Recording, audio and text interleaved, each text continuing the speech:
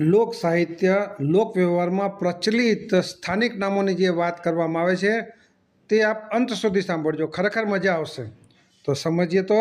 ભાવનગરનો અંદરનો વિસ્તાર એટલે ગોહિલવાડ, ઉનાથી સોમનાથનો કાંઠાનો અડધો વિસ્તાર એટલે નાંઘેર, સોમનાથ માધવપુરના કાંઠા જે વિસ્તાર છે એને ઘેડ કે, પોરબંદરથી ફરતો વિસ્તાર એટલે બરડો, જામ કલ્યાણપુર ભાટિયા લાંબાથી ભાવનગર સુધીનો વિસ્તારને બારાડી, જામનગર જિલ્લાને બારાડી સિવાયનો વિસ્તારને હાલાર, પોરબંદરથી દ્વારકા અને ઓખાનો કાંઠાનો વિસ્તાર એટલે ઓખામંડળ,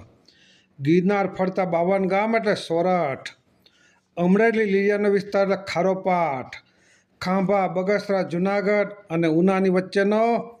વન વિસ્તાર એટલે ગીર, રાજકોટના જેતપુર ગોંડલ દેરડી કુકાવા વડિયા ભાદરકાંઠો એટલે કાઠિયાવાડ, જસદણ બોટાદ વિછિયા ચોટીલા મુરી અને બાબરાનો અમુક વિસ્તાર એટલે પાંચાર, ધંધુકા ધોલેરાનો વિસ્તાર એટલે ભાલ પ્રદેશ, ચોટીલા થાનનો ડુંગરાળ વિસ્તાર એટલે ઠાંગો, સોનગઢ જિલ્લાનો મુરી લખતર વઢવાણ ધાંગધ્રા હળવદનો વિસ્તાર એટલે ઝાલાવાડ, મોરબી અને વાંકાનેરનો મચ્છુ કાંઠો એટલે મજો કાંઠો, વિરમગામ રાધનપુર એટલે વારાઈનો વિસ્તાર એટલે વઢિયાર,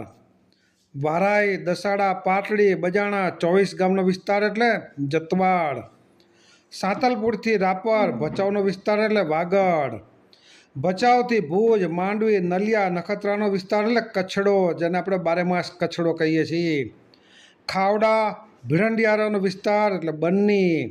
આવા અનેક નામથી આ વિસ્તારો પ્રચલિત છે અને જે આપણા લોક સાહિત્યમાં લોક દુહામાં આ નામથી ઉલ્લેખ થાય છે, એટલે આપને જાણ માટે કે કોઈ આપ સમજી શકો.